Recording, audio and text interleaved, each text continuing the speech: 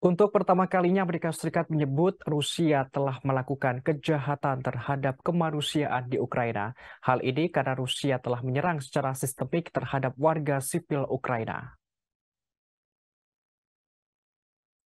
Pernyataan tersebut diungkapkan oleh Wakil Presiden Amerika Serikat Kamala Harris dalam konferensi Munich 2023 di Jerman. Ia menerangkan Amerika Serikat secara resmi menetapkan bahwa Rusia telah melakukan kejahatan terhadap kemanusiaan. Hal tersebut adalah pertama kalinya Amerika Serikat secara resmi menetapkan tindakan Rusia di Ukraina sebagai kejahatan terhadap kemanusiaan. Wapres Amerika Serikat menegaskan tindakan Rusia merupakan serangan terhadap nilai bersama dan kemanusiaan. Disebutkan pasukan Rusia telah melakukan serangan yang meluas dan sistemik terhadap penduduk sipil. Wakil Kepala Negara Amerika Serikat menuturkan serangkaian pelanggaran yang sudah dilakukan oleh pasukan Moskow di Ukraina, termasuk pembunuhan, pemerkosaan, hingga penyiksaan. Kamala Harris mengatakan operasi militer khusus Rusia sebagai tindakan yang biadab dan tidak manusiawi. Ia mengingatkan adanya lusinan korban yang ditemukan di Bucha tak lama setelah invasi Rusia pada Februari tahun lalu. Selain itu, Harris mengungkapkan Rusia telah mengebom rumah sakit bersalin Mariupol pada Maret tahun lalu hingga menewaskan 3 orang termasuk seorang anak.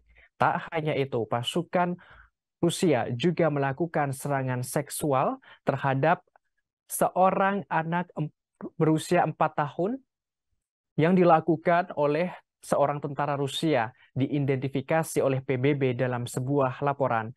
Harris mengatakan Rusia sekarang menjadi negara yang dilemahkan. Hal ini terjadi setelah Presiden Amerika Serikat Joe Biden memimpin koalisi untuk menghukum Putin atas invasi tersebut. Namun Moskow terus mengintensifkan serangan di timur Ukraina.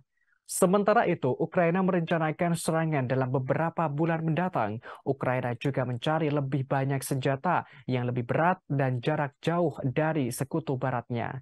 Perang hampir setahun telah menewaskan puluhan ribu, membuat jutaan orang meninggalkan rumah mereka, menghantam ekonomi global, dan menjadikan Presiden Putin paria di Barat. Europe has enjoyed unprecedented peace, security, and prosperity through a commitment to a set of defining principles. The United States is equally committed to these principles.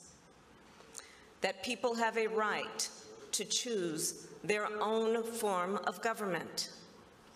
That nations have a right to choose their own alliances. That there are inalienable rights which governments must protect.